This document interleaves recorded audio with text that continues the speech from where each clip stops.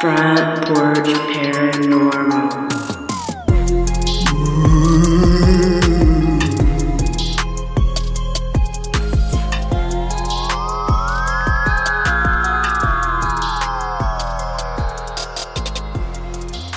And welcome back to another episode of Front Porch Paranormal. I am your host, Dave Caudell, and with me always is the lovely, amazing, just my soulmate, Miss Shannon Caudell. I was gonna say you can stop there, but you can also keep on going too. Hi, everybody. Oh, Shannon. Oh, so how's your week going, Shannon? It's going pretty good. How about yours, Dave? It's going pretty good. I went to go see Disclosure Day yesterday. And it was amazing. That's the thing. It's like this movie went in with a lot of hype, and the reviews for it have been mixed. But I was talking with you actually yesterday when I got out of the theater. You were, and and you asked me how the movie was, and I said I can see why people would be disappointed if you went in with an expectation of like another E.T. or like Independence Day. It's not really so much an alien movie as it's about information being kept away from the people of the world. That sounds familiar. Oh yeah, it does sound very familiar. And I walked out of there, and I told you I walked out of there, and there's very few movies that when I walk out of that, I just want to be completely silent and just be with my thoughts. And that's what I did on the drive home. I didn't have any music on or any podcast or anything. I didn't even have this podcast on. So, and I just sat there and thought about the movie. Emily Blunt did fantastic in that movie. So if you go into this movie with just the expectation of it not being a summer blockbuster car chase. I mean, there are car chases. I will say that. And especially if you're familiar with a lot of the UFO, UAP community like stories, you will see some Easter eggs. There was one that I told you about, and it had to do with Richard Nixon and Jackie Gleason. Although they didn't mention Jackie Gleason in the film, if you know, you know. So, but there was a rumor way back that Nixon really, really wanted to impress Jackie Gleason. Jackie Gleason obviously was from the Honeymooners, and they struck up a friendship. And Jackie Gleason was very interested in aliens. Well, Nixon supposedly took him to this hangar and showed him the bodies of aliens that they have, recovered from crashes.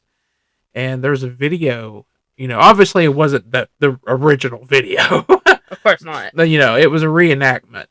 But there is a point in the movie where it does show that. So I should have said spoiler, but give away the end of the movie. I think you're good. Oh, yeah, I didn't give away the movie. And I'm getting ready for the summer solstice on Sunday. And Shannon, I got to tell the people a little something. I'm coming out of the closet. Finally? Finally coming out of the closet. I'm coming out of the broom closet. I am a practitioner of witchcraft. I have been for a few years now. Really started getting really heavily into it the past year. And so, yeah. I'm looking forward to that. Shout out to Caitlin Hall from the what is her name? Her apothecary. It's here in town. I believe it is the Elder Creek Apothecary. Shout out to her. I got in contact with her, and she's actually throwing in some free mugwort tea for me tomorrow when I go pick up some mugwort. Ooh. Yeah, so I'm pretty excited about that. So let's continue on with Paranormal in the News. All right, Shannon, our first story, and let me tell you, this Paranormal in the News segment today is very, very heavily alien. It's almost like you just watched an alien movie and you want to embrace on that. A little bit, but that's what the big daddy is right now in the paranormal community with the soft disclosure that's been going on. And the very first story is from USA Today. And it says, what happens if we discover extraterrestrials? Scientists have a plan. While Steven Spielberg's Disclosure Day explores UFO cover-ups, and the responsibility of informing the public, one group has had a plan along the way. So, Shannon, have you ever heard of the International Academy of Astronautics? Can't say that I have, Dave. Well, basically, it's a group of, I'm just going to call them space nerds. They're mostly made up of astronauts, and they're from all over the world. So the International Academy of Astronautics has revised its first contact guidelines. So they've had first contact guidelines for years. But since we're in this soft disclosure right now, they went ahead and revised it. The International Academy of Astronautics has revised its first contact guidelines to address today's digital landscape, emphasizing strict scientific verification, coordinated communication with the UN and the public, and the protection for scientists before any alien discovery is announced. So basically, they want you to follow these guidelines before you scream alien. The key points on this is the International Academy of Astronautics released its first major update to the extraterrestrial detection protocols in more than 15 years. The previous revision happened back in 2010. The new guidelines prioritize scientific rigor, transparency, and cover the risk of AI generated deep fakes, social media misinformation, and rapid news cycles. More than 350 researchers from around the world contributed to the development of the updated protocols. The protocols require a rigorous verification process, followed by reporting to the scientific community, the United Nations, and ultimately the public. A post-detection committee of multidisciplinary experts will be formed to advise on a long-term social impacts of confirmed alien discovery. So, which it does sound, the guidelines I get. I do. Because, we do live in a time of misinformation. We are in the time of AI. We are in the time of just social media. Just, you can say whatever and say it's fact. Right. What I have a problem with, and I think a lot of people have a problem with, is the fact that it's got to basically go through a government system to be considered actual fact. I think, and I get the guidelines. I do. I really do. But what makes me weary about this is honestly, it's the Big Brother aspect, Yeah. and and I think a lot of people feel that way.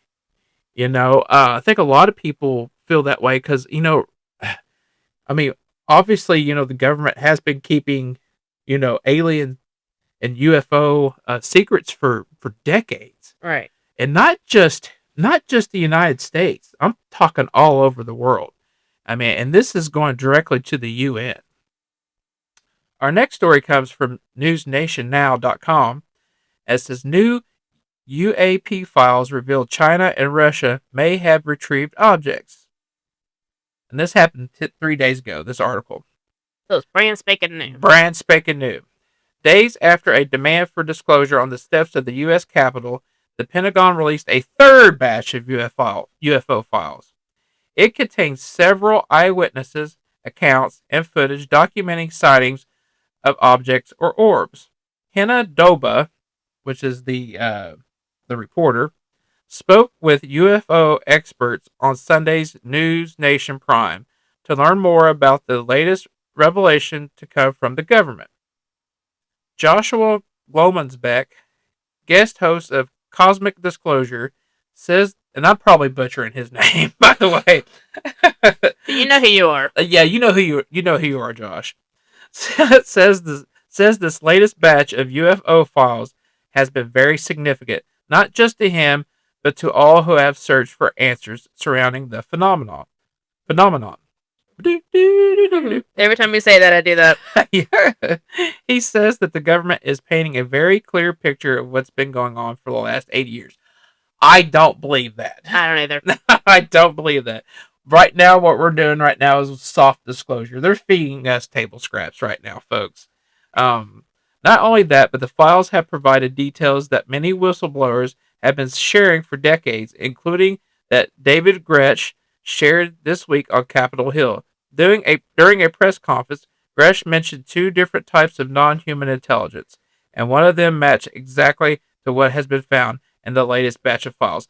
That is pretty cool. I will give him that. But later on, it goes on to talk about Jordan Flowers, executive director of the UAP Disclosure Foundation, highlighted in his discussion with News Nation that this latest release of files shows how determined the Trump administration is to provide the information to the public. This is a high priority topic for this administration, says Flowers. It's important to know that they've released items that indicated that they are not only has the Air Force been taking this issue extremely serious since 1948 at least, despite their claims, but also that today the Director of National Intelligence Office and the FBI have multiple investigations going on about this topic. Flowers adds the files show real data on UAPs and that the president and the multiple members of Congress are taking this information extremely serious. The UAP Disclosure Foundation is hosting a forum on June 25th, and we're going to keep a good eye on that in Washington, D.C., to discuss the importance of this information in terms of national security, technology, innovation, and even religion and philosophy. We really want to understand the impact of this across all these disciplines. For Flowers, the key takeaway from this third release is not that the UFOs aren't just a U.S. phenomenon, but a global one. We also have reason to believe that the Chinese and the Russians may have retrieved their own objects related to this and may have tried to reverse engineer them, says Flowers. It is extreme national security implications that we really need to get our hands around. And that was one of the not to spoil the movie, not to spoil the movie Disclosure, Dave, but that was one of the things they kind of talked about, these different nations, and it's just like almost like an arms race where they just try to compete against each other, and it's sickening. Yeah, it really is sickening. We could use these advancements to better globally better humanity. Right. We could possibly have a cure for cancer. We could possibly have free health care for all. We could possibly have energy that is clean and which we already do have, but we are so, us as a society and as a world economical, whatever you want to call it, powerhouse maybe. Power, yes, exactly. The whole world is basically about who has the most money, who has the most power. And that was one of the themes of the movie, is just how sickening that really is. Now, you see all these countries, like some of the, I think there was a guy in Spain that it cured a certain type of cancer, and we can do that here if we wanted to. They just don't want to. And most of the time, if people come out and whistleblow about this kind of thing, or say, "Hey, I found a cure to this and that," a lot of times those people just end up dead. And mysterious circumstances. All right, now we're going to one of our favorite topics, Sasquatch. And this comes from The Guardian. And latest reports from rural Ontario, the Great White North, add to tales going back decades about bipedal creatures also known as Bigfoot. All right. On a recent evening, residents in a corner rural Ontario reported a series of strange encounters. The birds stopped, the wind seemed to die down, and it got oddly quiet. That's when I noticed movement ahead of me, one witness wrote. A strong earthy smell hung in the air. Then a massive figure slowly stepped out from behind the trees, and my heart instantly started racing. Moments later, it vanished back in the forest, and everything went slowly back to normal. The following morning, another witness reported seeing two creatures around sunrise. One big, one not so big. The cinnamon one, which I guess was like a cinnamon collar, was prominent on the smaller side, they wrote. There was an earthy stench. The pair appeared to be scavenging through garbage. When the witness knocked on wood to scare them off, they knocked back. Hello. Hello. That scared me. The creature's size, smell, and the movement matched closely with descriptions of Sasquatch or Bigfoot or bipedal ape that believers say exist on human understanding. Within days, the reports were circulating online and added to Bigfoot Mapping Project, which is a database containing thousands of sightings from across the decades. In turn, the sightings were picked up by local news, prompting just the latest episode of fever and skepticism across Ontario and North America. You know, that's one good thing about our brothers up north is that we share cryptids with them. Yeah. So I mean, it's the land. It's not, or yeah, we share land basically too, so they could just go across the border, I guess. Yeah, there's no borders with cryptids. They don't have to go through border patrol to get to the other side. There's no politics with cryptids. They're just free to go back and forth to the Great White North, and I'm pretty jealous of that. Shout out to Brett and the Buds, by the way. Okay, and now for our next segment is Reddit Rabbit Hole. Take it away, Shannon. Alright, so this first Reddit is going to be from secret_finish1205. It's on the subreddit of The Truth Is Here. It says, so this happened years ago in about 2019. I was over at a friend's house. We had a good amount of people to play with their Ouija board, maybe 5 or so people. I want to preface this by mentioning the board we were using was used before to summon, quote-unquote, the well-known Ouija demon known as Zozo by the person who owned the board. Zozo. You know the story about Zozo, yes. Right? Okay. I know from that because of the podcast Small Town Murder, they did a bonus episode on Ouija boards and stuff. Shout out to James and Jimmy. Yep. They supposedly sold, quote-unquote, sold their soul to Zozo for the demon to protect them from their biggest fear, which was being in a car crash, quote-unquote. Or something similar to do with cars in that way, which I would rather have a car crash than deal with Zozo. Oh, yeah. Anyways, we started playing. We circled the board with a planchette to warm the board up and began asking questions. It began to answer, responding yes to if there was a spirit with us, and answering basic questions such as its name, how old it was, and why it died, which it gave answers to. I believe the first spirit had answered, quote-unquote, hospital, so it had died in a hospital. Okay. The group I was playing with began to ask them and all too playful questions and not taking it seriously, even making fun of me when I chastised them for not being serious about it. There's always one. Yes. There's always one. Well, it sounds like there's a whole group of them and there's only one person taking it serious. Yeah. Which, I don't blame this person. They said they stopped playing with them after a while, which I don't blame them. I wouldn't be a part of that either. Mm-mm. I remember their non-serious nature went on for a while, but as they continued to ask questions, they all had gone silent and had seemed to become entranced by the board, deeply focusing and having a very, very long session with it. I had tuned out mostly at this point, hanging out with my other friend on the couch who had opted into the session. This wasn't that I wasn't interested in playing, I just had no tolerance for the group not taking the game seriously. As I've always experienced paranormal shit since I was a baby in every single one of my households I had lived in prior, and was really sensitive to the paranormal. This was my first experience with the board before I was followed by something. Oh no.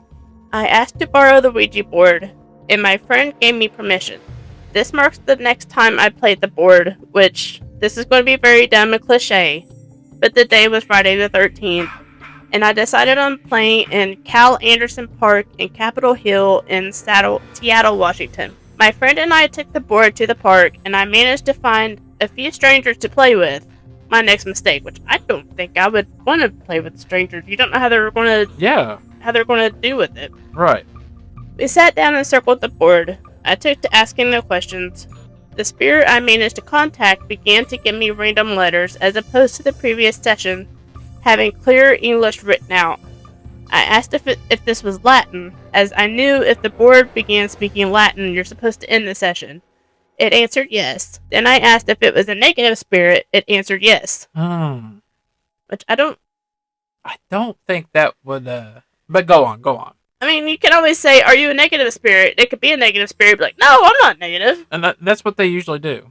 Yeah, I wouldn't do that personally. So then my next mistake, asked it permission if I could end the session. It told me no. then began to circle the board in wide circles. I got really uncomfortable and tried to push the planchette to goodbye, and a strong force pushed against the planchette, not allowing me to pull it to goodbye. I did manage to push it to goodbye after some more force and told the spirit it was not allowed to contact me again. I cut contact with the session and flipped the board, believing the session was cut off, but left with a deep feeling of dread in my stomach, like something wasn't right, and that feeling was correct. Oh no. My ex and I kept the board at his house and his shed for some time after that, because when we kept it in his house, strange things would happen, such as footsteps, doors closing and opening, knocks underneath the floor, his doorknob wiggling, and other happenings. We returned the board to the original owner after this, the one who had summoned Zozo with it. We didn't want it around anymore, and the owner had wanted it back. He can have it. Yep.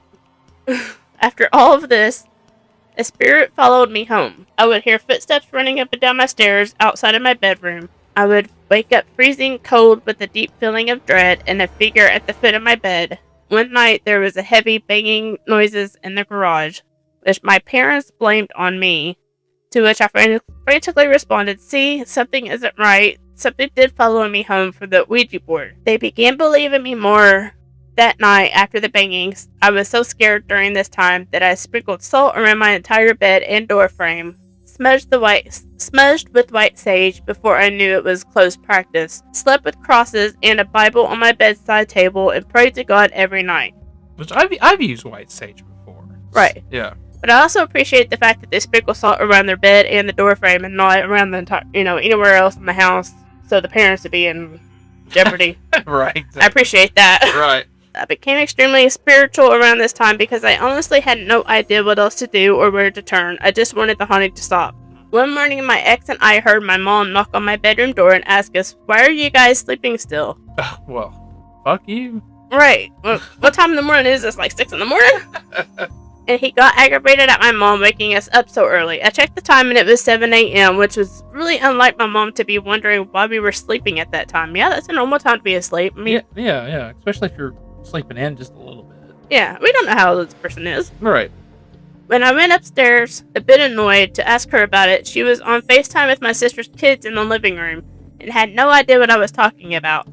My mom isn't the type to prank me like that or lie, and she was really busy with the FaceTime call at the time it happened.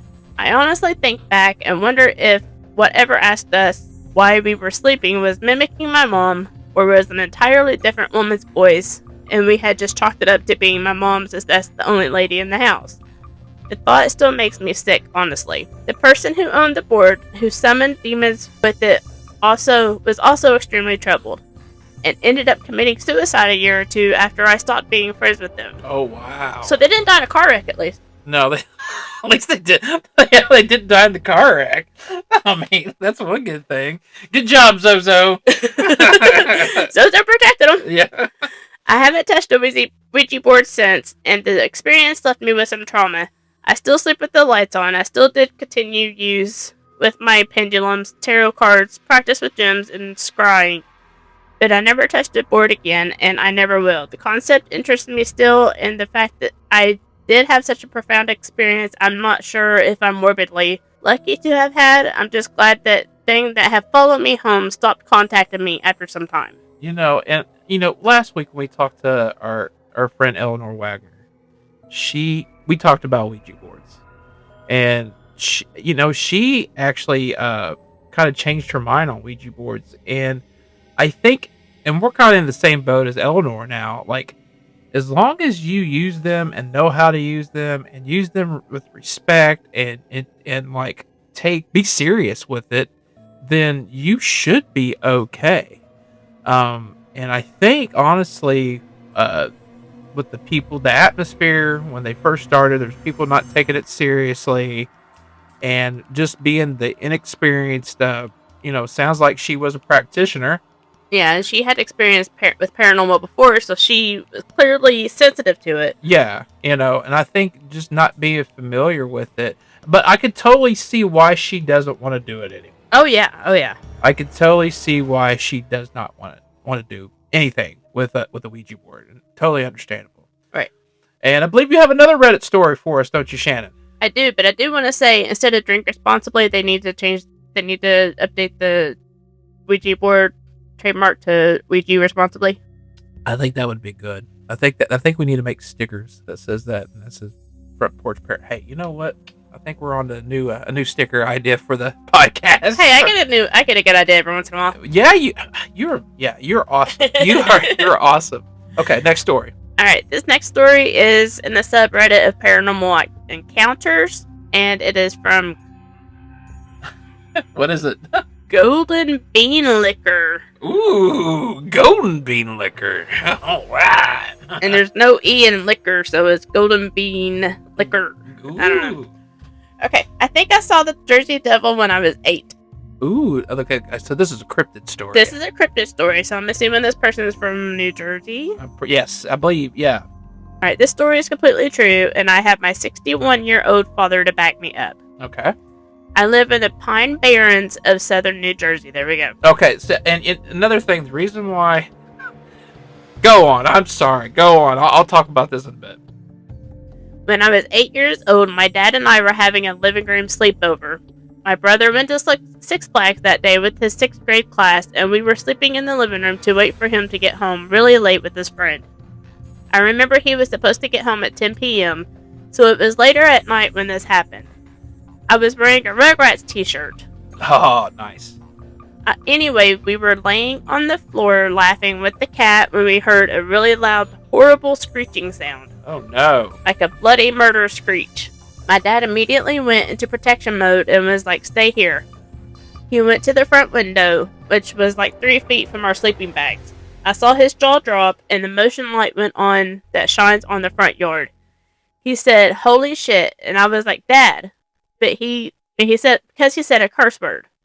I ran up to the window and I honestly was terrified. There was a freaking creature with webbed wings, at least 6.5 foot tall, red leathery skin. Oh, man. That's all I remember of what it looked like. I didn't look too long because I was so scared. I don't blame him. I don't either. My dad was totally freaked out. He was totally dumbfounded, and my dad is a gun-shooting redneck guy, which I'm pretty familiar with those. Yeah. And he was honestly acting like a little boy in that moment. He probably just didn't know what to do. I would shit my pants like a little boy. we put the sleeping bags away, and my dad waited in the front room for my brother who went outside with the shotgun to make sure he would be okay when he got my brother from the kids' van. Oh, okay. Is there any comments that you would like to read at the bottom? There's any? I love reading the comments, especially about cryptid stories. That's all the proof I need. Jersey Devil is real. Okay. I live in South Jersey too, and I swear to you, I've seen it too. Okay, and and I believe there is something out there, and the reason why I started talking when you said Pine Barrens is there is a great episode of The Sopranos, Of course. where it has to deal with the Pine Barrens, and so when I've always been interested in the Jersey Devil. And when I first watched that episode, I was thinking, "Oh my God, that's where the Jersey Devil lives." But I always think about the Jersey Devil, and I think about the Sopranos every time I hear the Pine Barrens. I do want to point out one person in the comments asked if it could have been Mothman, and there's no response. But and that could be too. They could be one and the same. They could. And people have just named them different things. So, well, up next is a very special interview that we had with our good friend, Crystal Couch, and we've known Crystal for years. I went ghost hunting with Crystal way back in the day, and I was there the first time she went to Waverly Hills. In fact, she started volunteering at Waverly way back in the day. Well, now Crystal owns her very own haunted hotel up in Atlanta, Indiana, called the Rhodes Hotel. And it's got a very rich history. There's been several, I would say, celebrity paranormal investigators, including Grant Wilson from Ghost Hunters. He's been through the building. And yeah, it just seems like a great, amazing place. I can't wait to go check it out. Tonight, join us as the owner of the Rhodes Hotel, Crystal Couch, talks about all the ghostly activity that is present to the building.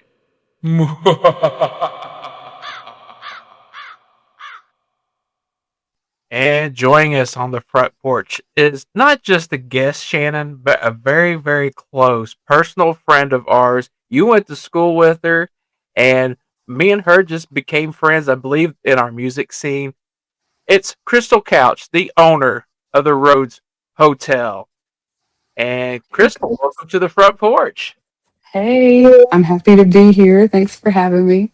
This is so cool. So we lost touch like years ago, and like the next thing I know is that you're the owner of a haunted hotel. That's awesome. I don't even know how that happens.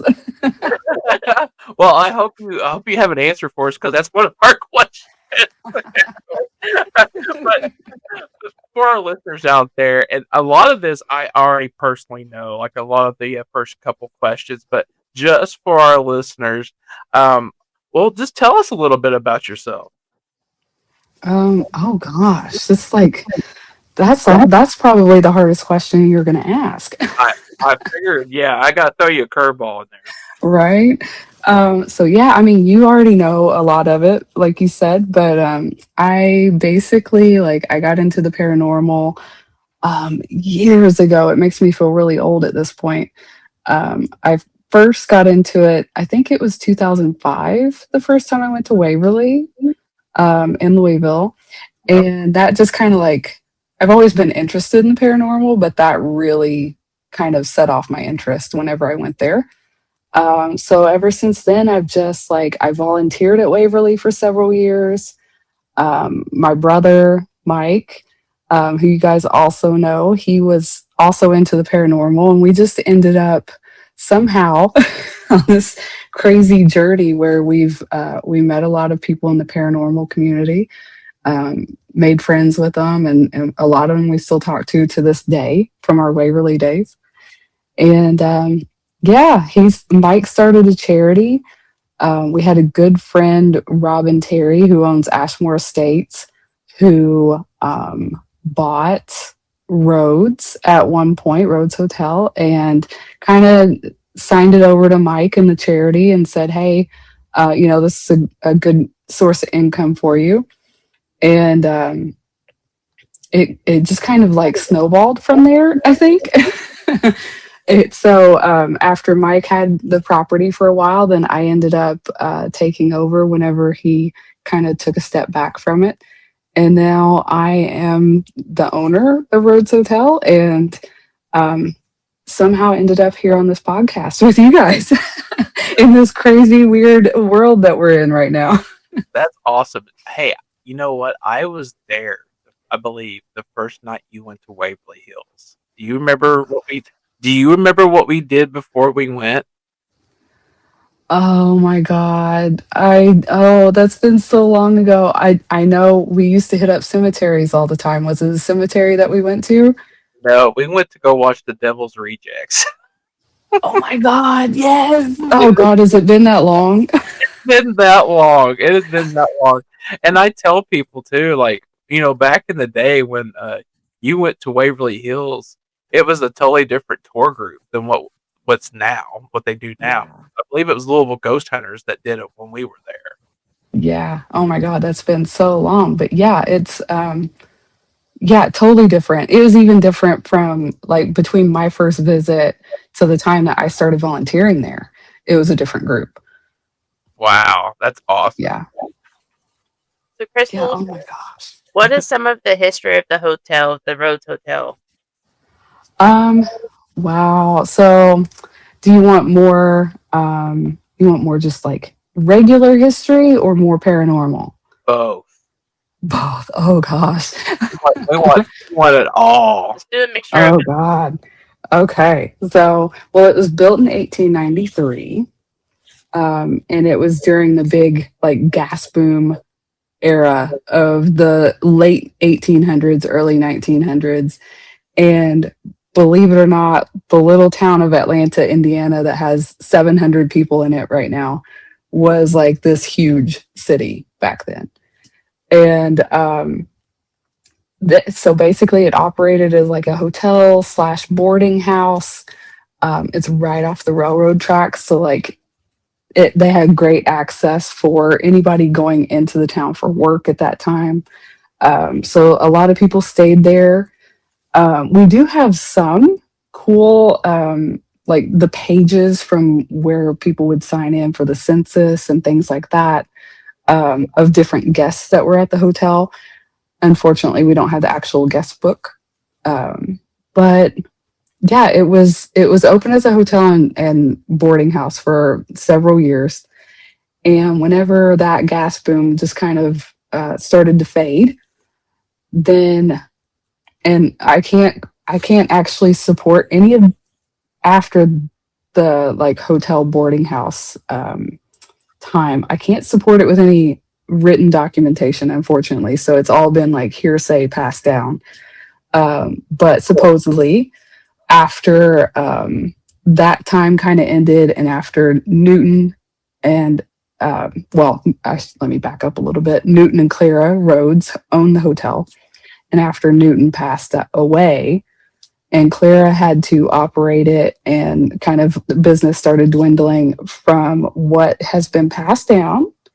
Allegedly, it was a brothel and a speakeasy after that. So kind of a crazy past after that point. Sounds like she had to do what she had to do to keep the doors open. Right. Yeah. And, and I talked about this recently with someone else about how it seems funny to have a brothel or a speakeasy right next door to the church, because we are across the street from the church. And it was built in, I think it was 1909 that the church was built. So it's not that much, Rhodes isn't that much older than the church. So they have a pretty connected past. But at the time that Atlanta was so populated, I believe there were 6 saloons in town. And if you've ever been to Atlanta, it's like one road. Okay, It has one, yeah, it has one main road, like, and that's it. So 6 saloons in this little tiny town. It was probably a rough town. So it kind of makes sense that Rhodes would have been something a little more shady like that. But like I said, we don't have any. We just kind of have the local townspeople that have kind of passed word along, and said how rough the place has been over the years. gotcha. There was probably like a lot of back and forth between the brothel and the church back in the day. Some of Honestly, probably. yeah. I mean, Preacher going over to the speakeasy, having a drink before he preaches a sermon. well, yeah, absolutely. I mean, that's the way to be. I mean, um, tell us about some of the spirit activity that happens at the roads and any of first hand experiences that you've had.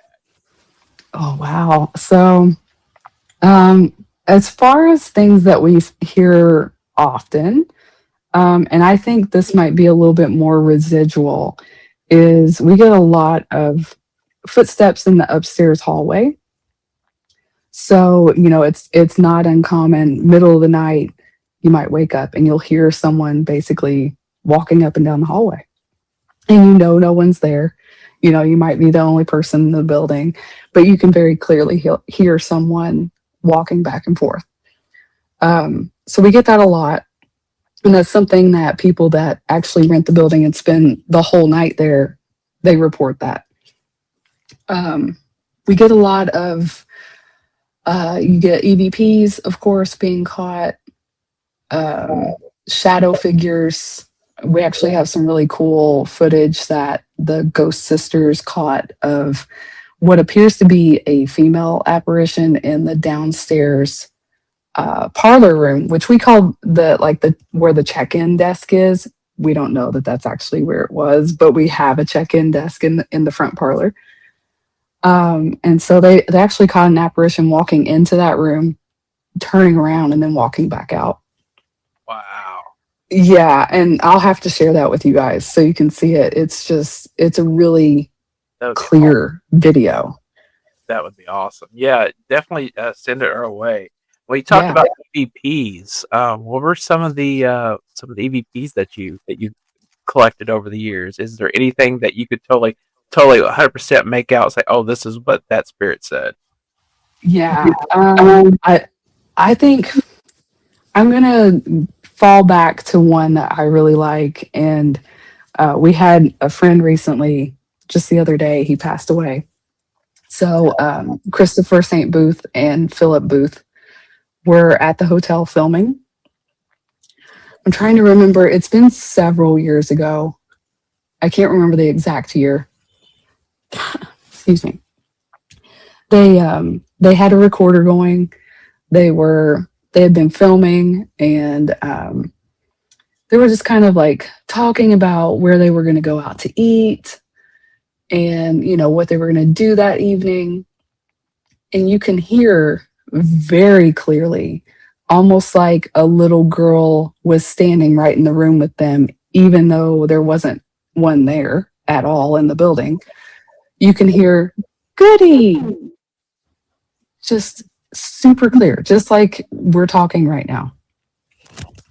And yeah, I mean, it was just really, it was so clear that I mean, honestly, if I didn't know them personally, I would be like, "Are you sure there wasn't a little girl there with you?" But it was. But another cool thing about that is, it sounded like she was excited about what they were talking about because they were talking about going to get food. That's awesome. But yeah, but one of the family members that was at the hotel back when it first opened, I can't remember her first name off the top of my head, but her last name was hyphenated and it was Goody Kuntz. Wow. And so we were wondering if maybe she was just like yelling for her or something, and maybe that's what she called her as a nickname. Oh, okay. Yeah, so it could be either way. Is the last name Kuntz? Is it affiliated with the building? Not that I'm aware of. I haven't seen it come up other than we have a picture of the family with the Walton family who lived right down the road. And this person is in it. So I don't know if this was originally a Rhodes family member that married into that family. I haven't been able to find much about that. And have you had any like scary moments, or like is any of the spirits ever like was really aggressive or anything like that? No, I haven't had anything personally like that. Every interaction I've had, thankfully, has been just really calm. You get weird vibes sometimes whenever you're there. Maybe the atmosphere feels a little bit kind of off. But no, I've never had anything negative happen to me. That's awesome. Oh, and you did say that you believe that a lot of this was residual, correct? There is a lot of residual, but we do have some very intelligent stuff going on. We do get a lot of interactions that, direct questions or direct answers to questions, excuse me, things like that. So I think it's a mixture of both. Gotcha. Do you Yeah. believe any of the spirits that are haunting the roads or some of the former owners? I do, yeah. I feel like at the very least that Clara and probably Everett, her son, is there. Have you worked with any psychic mediums, clairvoyants on your investigations? And if you have, what was that like? I haven't actually. We have had a few in. Um, I've not been lucky enough to be at the hotel whenever they've been there. So Mike would be perfect to ask that question to. But I haven't personally had anybody in there at the same time that I was there. That's kind of funny because my next question was going to be about Chip Coffee. If he's had a chance to go through the roads. He hasn't. We've talked several times about getting him up there, and we haven't been able to work it out yet. That would be so awesome if you I guys. would love to have him there. If you ever get Chip Coffee to go through there, I would love to be able to be a part of that. That we could make that happen. Yeah, Yeah. We love. Yeah, I would love that. We have talked about, trying to get him up there. He does gallery readings in different cities a lot. And so we've talked about trying to maybe make that happen and get him out to the hotel. So hopefully we can work that out soon. That's awesome. So you talked about you very first got involved in the paranormal working for Waverly Hills. Do you still keep in contact with any of the people that you did investigations with there, or has there been like any like hey guys, I'm just bought this brand new haunted hotel. Ever had any of those people come up and investigate the roads? Um, yeah, a couple have come up in the last couple years. I don't really keep in touch with too many people that were there. Probably the one you guys might have heard of him, the urban investigator. I don't know if you've seen him on Facebook. Oh yes, Um, yes. okay, so Vince, he has been up to the hotel. He's had some events there. He actually volunteered at the same time I was at Waverly. And yeah, he's been there. He's actually been there to help do some work and do events as well. So that's been pretty cool to have him up there. That's awesome. And you guys are actually in the process of like restoring the building, correct? We are, yeah. So everybody that rents the building, all the money that comes in from merch and things like that, that actually goes right back into the building. I don't have any employees. I don't pay myself or anything like that. So all of the money actually goes back into renovating, restoration, upkeep, just paying the bills in general as well. That's amazing. Yeah. And on your website, I know you feature a video that Chris and Philip both made. And with the recent news of Philip's passing, do you have any memories of working with Philip on that video, or just any memories you like to share? Oh gosh. Um, so that I wasn't there when they did that video. Mike was, and we shared some kind of behind the scenes pictures from when they were filming on the Roads Facebook page. Um, Gosh, just memories over the years. Like they've done events at the hotel. Excuse me, my allergies are killing me today. You are fine. We Um, live in Indiana. We know how it is. So. right. And they never act up until you have, like you're trying to talk. Exactly. But no, I mean, just we've had so much fun at events over the years. And probably the thing that stands out the most about Philip was he was always just so excuse me. He was always so kind and upbeat, and he made anyone he talked to feel comfortable.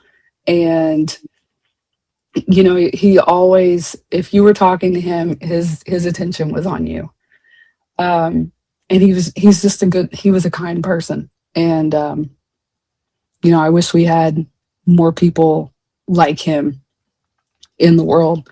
And I honestly still can't believe that he's passed. Like when I saw it on Facebook that Chris had posted what happened, I honestly I had to read it a couple times before I was like, okay, this is real. Like, I at first I was like, what am I reading? Like, did I misread this or something? But yeah, I mean, that's probably the most important thing that I can say. It's that he was just so incredibly kind to everyone. That's a great way of continuing his legacy, and and the people that he touched, especially his brother, Yeah. just continuing that goodness that was in his heart, and just living through that, and expressing that to people. So that's awesome. What a great legacy. That's That is a awesome. good legacy, just being kind and nice. Yes. Yeah, absolutely. And Chris is the same way. I mean, like they're just good people. Awesome. That's awesome. So, Crystal, is there any spirits in the hotel that you can identify them personally? Like, do you know their name? Like, this is Dan doing this. um, Probably the one that would stand out the most to me is it goes along with the very first.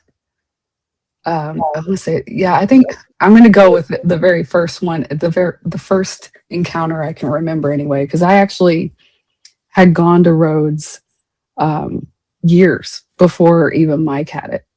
We knew the former owner, Gail Sanchez, and we had been up there for her events, and had experiences and things. But probably the one that stands out the most that I feel like I can pinpoint who it is right after Mike took over in 2017. It was like winter. We didn't have all of the baseboard heaters upstairs fully operational yet. And in what we call Everett's room, it's room 5. It's all the way at the back hallway. Well, at the back of the hallway, at the back of the building, on the right. And we used to have 2 beds in there. So my parents, who you guys know my parents, Oh, lovely people. I love your parents. they are dad's about as sensitive as a rock. And mom believes in this stuff, and she's had experiences since we got the hotel, but where we had the 2 beds in there and that heater was actually operational, they were in one bed and I was in the other bed. We had been up there working for several days at that point, just trying to get things fixed up. And it was probably 2 or 3 a.m.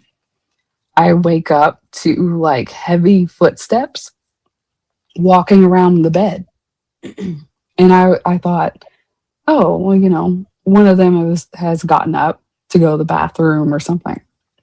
And I look over and they're both sound asleep, not moving at all. And I can still hear the footsteps very clearly in the room with me. Wow. Yeah. And I thought, oh, okay. Like, what is happening right now? And I was tired. I was just like, I'm going back to bed. I'm going back to sleep. And it eventually did stop. But I believe that it was Everett because that, from what we understand, is the room that he was quarantined in when he contracted tuberculosis. Oh, wow. Okay. Yeah. And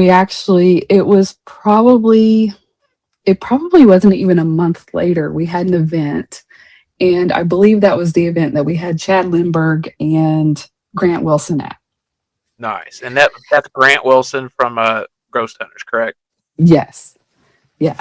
And then Chad was in like Fast and Furious and like every TV show that you can think of. He's probably done a guest appearance on. That's awesome. But they had dowsing rods, and I think it was just someone that had bought tickets for the event was asking questions. And my mom was in there as well, and she said, "Can I ask a question?" And they were like, "Yeah, of course." So she said, "Were you?" She said, it was something like, "Everett, was it you that was walking around the bed when Crystal woke up that night?" And they immediately crossed for yes. Oh, well, So, I think we probably know who was tiptoeing around that room that night. yeah, I mean, it's pretty, unless somebody is just screwing around, it's pretty convincing to me.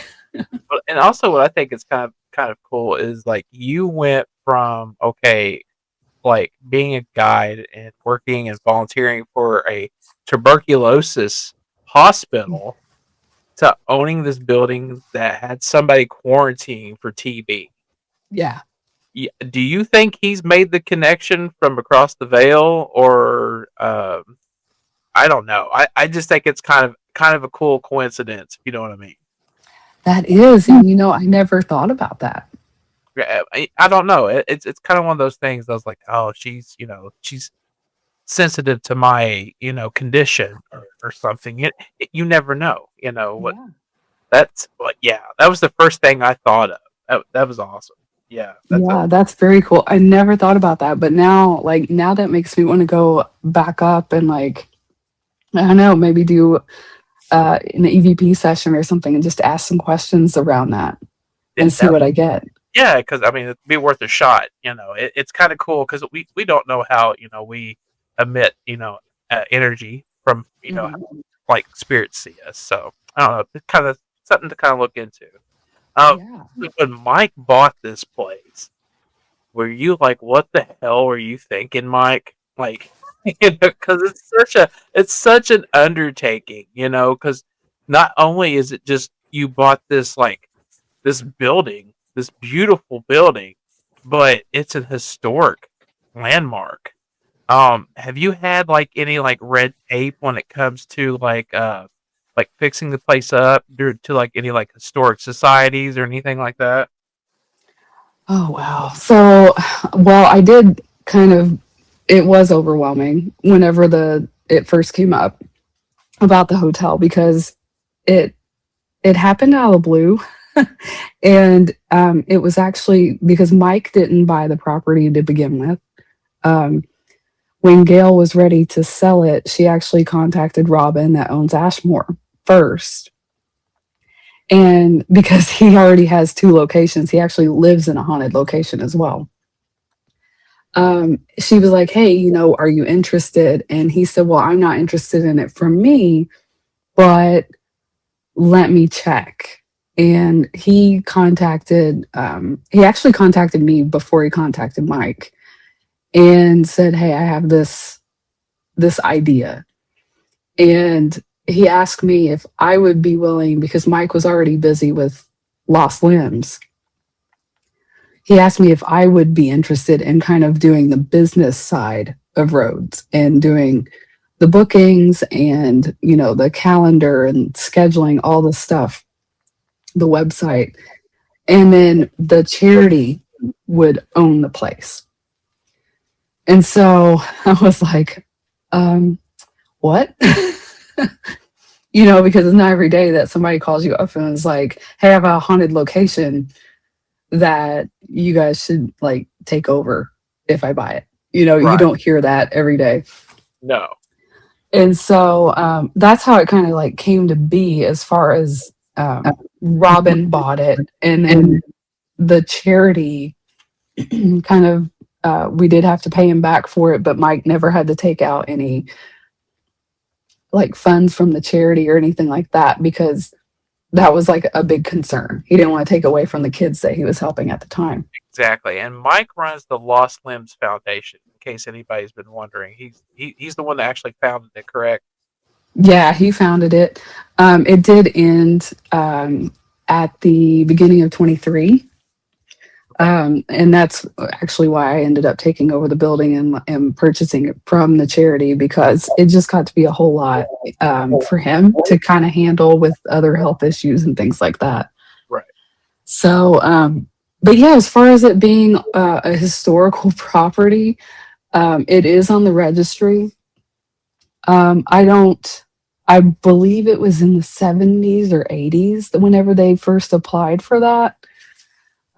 We haven't, thankfully, we haven't done a whole lot of work to where it would have, uh, like, we've done the siding on the outside and to be honest with you, there's no way we could have done hardwood siding. I'm sure you guys know that that's like super expensive. Oh yeah. Oh yeah. So, like, we didn't even check into any of that. To be honest with you, we replaced some of the siding. We're still working on it. We did it with hardy board siding, which still has that look of hardwood.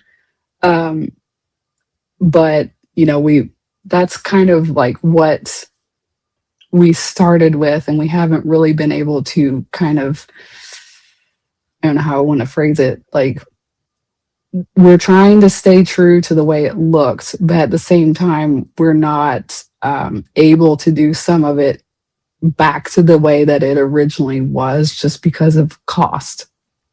Yes, exactly. Yeah. Oh, So, like not be joking. The spirit of the place, you still want Right? it intact. But Yeah. yeah, but you still want to be able to make the necessary fixes to the building because it is a building. It does decay after time, and you have to keep upkeep on it. And it sounds like you're doing a terrific job. We're trying. We the most recent project we did was the front porch. I don't know if you guys have seen all the drama with that, Oh no, but haven't. it was just we hired someone to do the work, and it was supposed to be done in like 2 months. And about 8 months later, I had to fire him. Yeah, yeah. Yeah, but we that was a project that absolutely had to be done. We didn't even realize how bad it was because some of the damage was hidden. We didn't see how bad it was until we started tearing into it. And yeah, so we actually my goal was to make it look like it does in the old early 1900s photos. Excuse me. But unfortunately, building codes have changed Uh, since 1900. a little bit. Yeah, just a little bit. So we weren't able to like stay true to that original design that they had simply because it was just spaced too far apart. Of course, the railing wasn't tall enough. It has to be like 36 inches now. So it was so different. We weren't able to stick to that. But with what's there now, we tried to stay as um, kind of old school as we could with like the white oak flooring. It's all rough cut, things like that. So even though we couldn't go back to the original look, we tried to keep it um, looking old school, and just the feel of it, and tried to keep it like that going forward. So, Crystal, how can people get involved? Where can they contact you about the Rhodes Hotel? Yeah, we have a website at rhodeshotel.com. I have pretty much everything on there. We've got a couple tabs for private investigations where you can rent the entire building for just your group. And we have public investigations as well where you can buy tickets just individually. We sell up to 10 tickets for each night that we have those, and it's typically one night per month. And it's usually on a Saturday. So you can contact us from the website. We have our calendar on there as well if you want to see any open dates. And then we have our Facebook page, just Rhodes Hotel. And we also have like Instagram and TikTok. And I'm going to be honest with you, I'd have to look up the usernames on those. But if you look up Rhodes Hotel, they should come right up. I tell you what, if you look those up, send them my way. When we do the show, I'll have them at the bottom where people can go check them out. Awesome. Yeah. Yeah. So, Crystal, I just want to say how proud we are of you for doing this. This is a fantastic thing that you're doing. You're preserving history, and this is something that obviously is very close to your heart. I've seen it myself. I've seen her in the field, you know, just starting out. So I was like, okay, this girl, this is something that she loves, and me and Shannon, we can't wait to come and check this place out.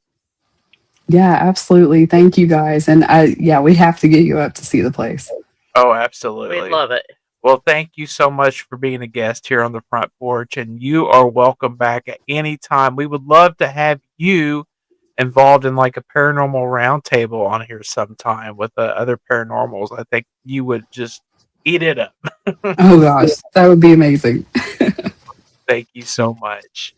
Thank you. Wow, what an awesome interview! It was so nice being able to catch up with Crystal, and shout out to her. Go to the Rhodes Hotel. Give her your money. Give them support. Give them support, and because they're really doing an awesome thing, and just making sure that the history of that place lives on. This has been a great episode, Shannon. It truly has. It really has. If you want to support us, folks, make sure you check out frontporchparanormal.com. You can join the Patreon if you really want to help us out. Purchase a T-shirt. Shout out to Vanover, our buddy Vanover, who owns Dirt Boys on in the square in Scottsburg. He just purchased a shirt, and I cannot wait for him to send the picture because we're going to put that on our socials.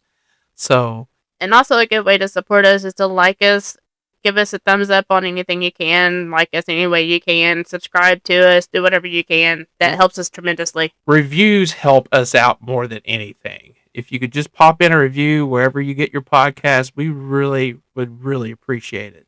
So, all right, folks. Don't forget frontporchparanormal.com. Yes, frontporchparanormal.com, absolutely. Yes, and make sure, folks, you keep it spooky. We'll see you next week. Porch Paranormal. Ooh.